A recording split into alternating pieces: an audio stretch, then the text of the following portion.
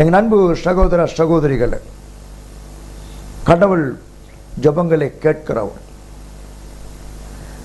வேதத்தில் ஒரு அருமையான சம்பவம் சொல்லப்பட்டிருக்கிறது. மார்க்கு எழுதின சுவிசேஷத்தில் 5ஆம் அதிகாரத்தை நீங்கள் வாசித்து பார்ப்பீனால், 12 வருஷமாய் பெரும்பாடுள்ள ஒரு ஸ்திரீ, அதாவது உதிரப்போக்கு. 12 வருஷங்க உதிரப்போக்கு நிக்கல. வேதம் சொல்லுது, எவ்வளோ ட்ரீட்மெண்ட் எடுத்துட்டாங்க அந்த அம்மா, எவ்வளோ டாக்டர் பார்த்துட்டாங்க, அதுக்கு எவ்வளோ பணம் செலவு பண்ணணுமோ அவ்வளோ செலவு பண்ணிட்டாங்க. கொஞ்சம் யோசித்து பாருங்க. ஒரு நாள் இல்லை, 2 நாள் இல்லை, 1 மாதம் இல்லை, 2 மாதம் இல்லை, 12 வருஷம் உதிரப்போக்குனா, ரத்தப்போக்குனா அவரோட வாழ்க்கை எப்படி இருந்திருக்கும்? அவங்க வாழ்க்கையில் எவ்வளோ வேதனைகளை அனுபவித்திருப்பாங்க, அவங்க வாழ்க்கையில் எவ்வளோ நிந்தைகளை அனுபவித்திருப்பாங்க, அவங்களோட வாழ்க்கையில் எவ்வளோ அவமானங்களை அவங்க சகித்திருப்பாங்க. யோசித்து பார்க்க. 12 வருஷம் நல்ல வசதி உள்ள ஒரு ஸ்திரீ, எல்லாம் எவ்வளோ ஆஸ்திகளை செலவு பண்ணி கூட அந்த இரத்த போக்கு அவங்கள விட்டு நின்ற பாடே இல்லை. ஆனால் அவருடைய வாழ்க்கையில் ஒரு அற்புதம் நடந்தது. என்ன அற்புதம்? அந்த சகோதரி இயேசு கிறிஸ்துவை குறித்து கேள்விப்படுகிறார். பைபிள் அழகா சொல்லு பாருங்க. மார்க் 5ஆம் அதிகாரத்தில் 27ஆம் வசனத்தில் இயேசுவை குறித்து கேள்விப்பட்டு அப்படின்னு சொல்லப்படுகிறது. இதுவரைக்கும் 12 வருஷமா இரத்தப்போக்கு, யாரும் காப்பாற்ற முடியல, மருத்துவர்கள் காப்பாற்ற முடியல, சொந்தக்காரங்க உதவி செய்ய முடியல, ஒன்றும் செய்ய முடியல, கைவிடப்பட்ட நிலைமை, தனிமை, போராட்டம், சஞ்சலம், தவிப்பு, வேதனை, துக்கம், கவலை, கண்ணீர் எல்லாமே அவளை சூழ்ந்து விட்டது.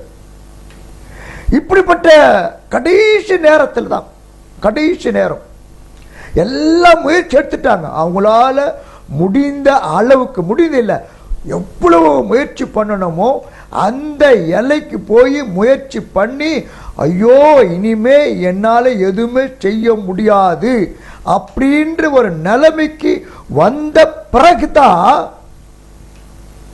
அவங்களுக்கு ஒரு விஷயம் கேள்விப்படுறாங்க. யாரை குறித்து கேள்விப்படுறாங்க?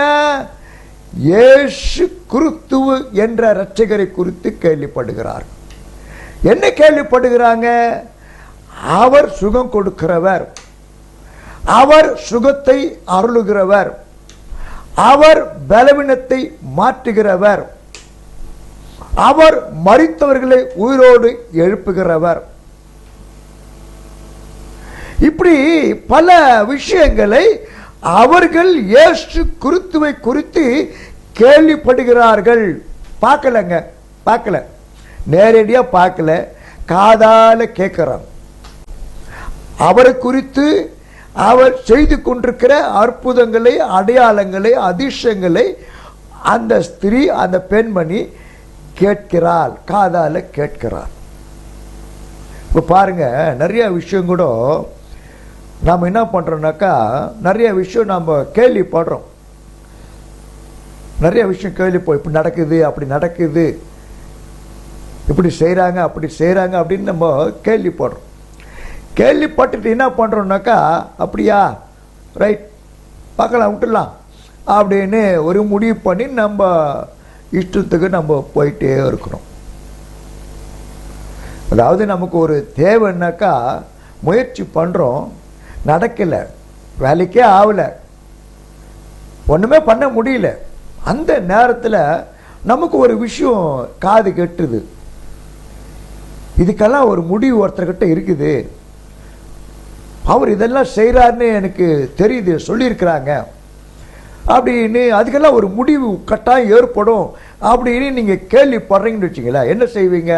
விட்டுருவீங்களா? உடனே போய் பார்ப்பீங்கல்ல? விட்டுட்டா கதை முடிஞ்சு போச்சு.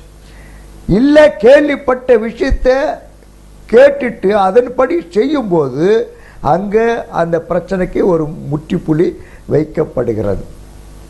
அதே போல தான் இந்த 12 வருஷமா இரத்த போக்குல அவதிப்பட்ட இந்த ஸ்திரீ இயேசு குறித்து பல காரியங்களை கேட்டு அவ என்ன சொல்றா, ஒரு வார்த்தை சொல்றா பாருங்க, அருமையான ஒரு வார்த்தை. கேள்விப்பட்டது மட்டும் இல்ல, இதெல்லாம் அதாவது இயேசு கிறிஸ்துவ நேரா பார்க்கல, காதால கேட்கிறா, இதெல்லாம் இப்படி அவர் செய்யறாரு, அவர் மூலமா இப்படி எல்லாம் நடக்குதுன்னு கேள்விப்படுற, அவ்வளவுதான். இந்த கேள்விப்படுற அந்த விஷயத்தை வச்சு அவளுக்குள்ள ஒரு நம்பிக்கை வருது, விசுவாசம் வருது. என்ன சொல்ற பாருங்க, நான் அவருடைய வஸ்திரங்களையாகிலும் தொட்டால் சொஸ்தமாவேன்.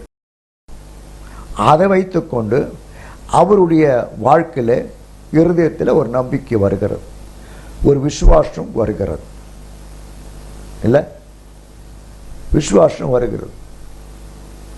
இன்னைக்கு நம்ம இயேசு கிறிஸ்து பற்றி எவ்வளோ கேள்விப்படுறோம், ஏராளமான சத்தியங்கள் கேள்விப்படுறோம். அவரை குறித்து அவர் அற்புதங்களை செய்கிறவர், விடுதலை கொடுக்கிறவர், ரட்சிக்கிறவர், மனம் திரும்புதலை கொடுக்கிறவர், வாழ வைக்கிறவர், சுகத்தை கொடுக்கிறவர், ஆறுதலை கொடுக்கிறவர், சந்தோஷத்தை கொடுக்கிறவர், சமாதானத்தை கொடுக்கிறன்னு சொல்லி எவ்வளோ விஷயங்களே நாம் அவரை குறித்து கேள்விப்படுகிறோம். ஆனால் கேள்விப்படுறதோடு சரி, ஒன்று சொல்லுவாங்கல்ல, இந்த காதில் வாங்கி அந்த காதில் விட்டுறாங்க.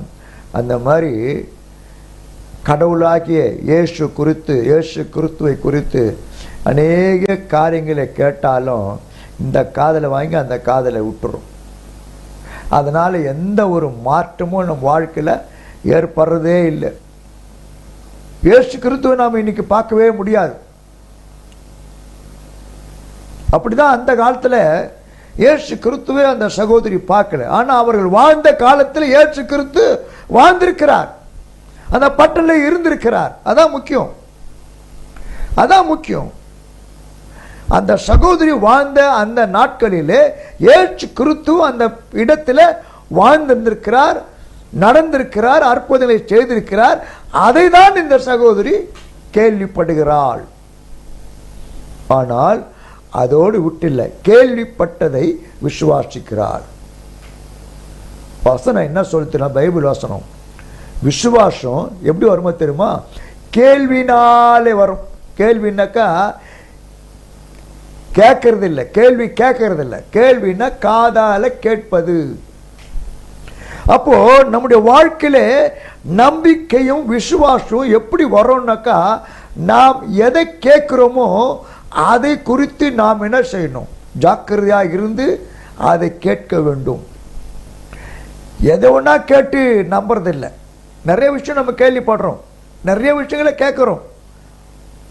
ஆனால் எது நமக்கு நம்பிக்கை கொடுக்குமோ, விசுவாசத்தை கொடுக்குமோ, அதை நாம் என்ன செய்யணும்? கெட்டியாக பிடிச்சிக்கணும். எது நம்முடைய வாழ்க்கைக்கு தேவையோ அதை நம்ம கெட்டியாக பிடிச்சிக்கணும். எது நம்முடைய வாழ்க்கைக்கு நன்மை தருகிறதோ அதை நம்ம கெட்டியாக பிடிச்சிக்கணும். அப்படிதான் இந்த சகோதரி 12 வருஷம் இரத்த போக்கு இயேசு குறித்து நல்லவைகளை கேட்கிறார். அதான் முக்கியம். இன்னைக்கு நாம் நிறைய விஷயம் கேள்விப்படுறோம், நிறைய கெட்ட விஷயங்கள், வேண்டாத விஷயங்கள், எதிர்மறையான விஷயங்கள், எதிர்மறையான காரியங்கள், வெறுப்பான காரியங்கள். என் அன்பு சகோதர சகோதரிகளை, இந்த 12 வருஷமால அந்த ஸ்திரீ இயேசு குறித்து கேள்விப்பட்டு என்ன செய்கிறா? ஒரு தீர்மானம் எடுக்கிறார். அந்த தீர்மானம் எதன் அடிப்படையில் எடுக்கிறான்னாக்கா, சாதாரணமாக எடுக்கல, ஏனோதானமாக எடுக்கல, இஷ்டம் போல எடுக்கல. இருதயத்தின் ஆழத்திலிருந்து அந்த எண்ணம் அவளுக்குள்ளாய் வருகிறது.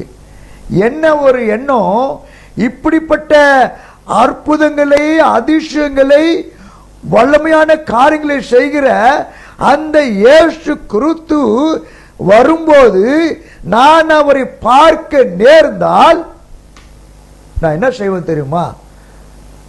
அவர்கிட்ட போய் சொல்ல மாட்டேன். அவர் போகும்போது எப்படியாவது போய் அவர் ஆடைய ஓரம் தொட்டா போதும், நான் நல்லா ஆயிடுவேன், சுகமாயிடும். ஏன் அப்படி நினைக்கிறான்னாக்கா, 12 வருஷம் உதிரப்போக்கு இல்லையா, தீட்டு, யாரை கிட்ட சேர்க்க மாட்டாங்க, ஊருக்கு வெளியே தள்ளிடுவாங்க, அவளை யாரும் பார்க்கவும் மாட்டாங்க, தள்ளிடுவாங்க, அவமானப்படுத்துவாங்க. அப்ப இவ அந்த இயேசு வருகிற போது அவர்கிட்ட போகவே முடியாது, அவர்கிட்ட பேசவே முடியாது, ஜனங்க கிட்ட சேர்க்கவே மாட்டாங்க. அதனால என்ன பண்றான்னாக்கா, ஒரு யோசனை அவளுக்குள்ள வருகிறது. அந்த யோசனை விசுவாசத்தின் அடிப்படையிலே வருது, நம்பிக்கையின் அடிப்படையிலே வருகிறது. இயேசுவே நேரா பார்க்கல, கேள்விப்படுறா, அவ்வளவுதான். மனசுக்குள்ள ஒரு விசுவாசம் பொங்கி எழுது பாருங்க, ஆழமான விசுவாசம், ஆழமான நம்பிக்கை. என்ன விசுவாசம், என்ன நம்பிக்கை? நான் இயேசு கிறிஸ்துவினிடத்தில் போய் பேச முடியாது, எதையும் சொல்ல முடியாது, அவரை பார்க்கவும் முடியாது. ஆனா எப்படியாவது அவர் போகும்போது அவருடைய ஆடையினுடைய ஓரம், சும்மா ஓரம் தொட்டா போதும்.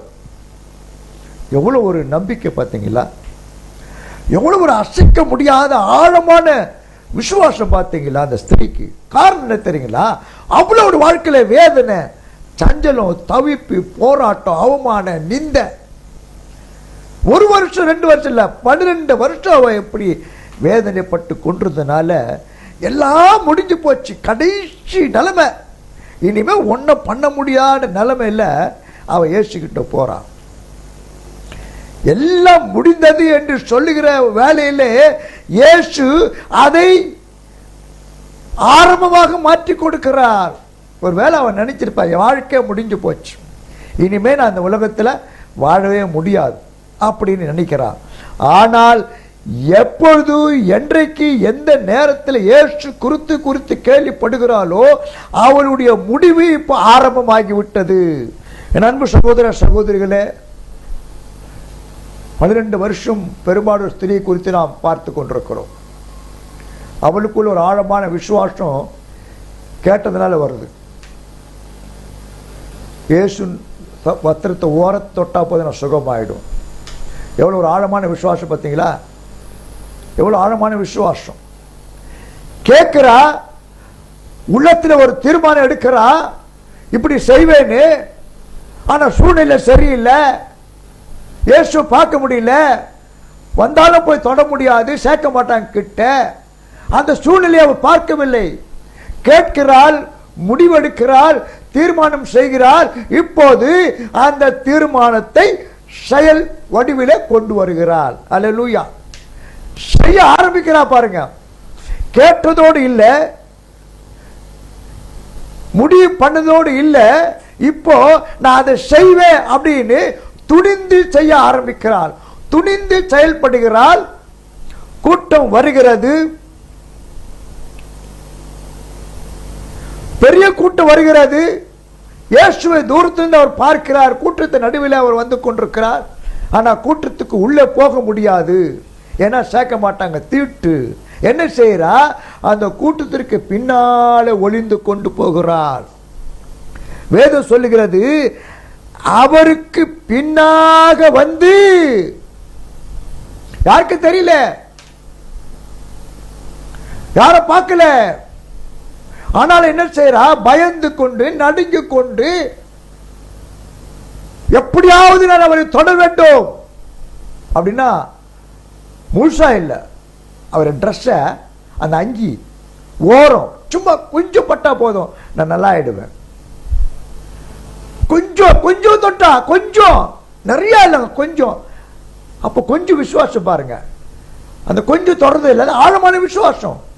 கொஞ்சம் தொட்டா சுகமாயிடும். எவ்வளவு பெரிய விசுவாசம் பார்த்தீங்களா பிரியமானவர்களே. இன்றைக்கு நம்மளுக்கு வாழ்க்கையில் அப்படிப்பட்ட ஒரு விசுவாசம் காணப்பட வேண்டும். நாம் என்ன நினைக்கிறோம், இயேசு நமக்கு அப்படி உடனே உடனே உடனே. நம்ம வாழ்க்கையில நாம் எதை நினைக்கிறோமோ அதை செயல் வடிவில் கொண்டு வர வேண்டும். இந்த ஸ்திரீ என்ன செய்யறா, செயல்படுகிறாள். கேட்டால், முடிவெடுத்தால் செயல்படுகிறாள், கொண்டு வருகிறாள் செயல்பாட்டிற்கு. உடனே ஓடுகிறாள், பின்னாக ஓடுகிறாள், பயந்து ஓடுகிறாள், நடுங்கி ஓடுகிறாள். அவளுக்கு ஒரு எண்ணம், திட்டம், முடிவு. நான் ஏற்று கிறிஸ்துவின் வஸ்திரத்தை ஓரத்தை தொட வேண்டும். போகிறாள், பின்னாலே நின்று அவருடைய வஸ்திரத்தின் ஓரத்தை தொட்டு விட்டாள். தொட்டால் அவ்வளவுதான், முடிஞ்சு போச்சு. என்ன நடக்கிறது? அவளுடைய விசுவாசத்தின்படி உடனே அவருடைய உதிரப்போக்கு நின்று போயிற்று. ஒரு செகண்ட் தாங்க.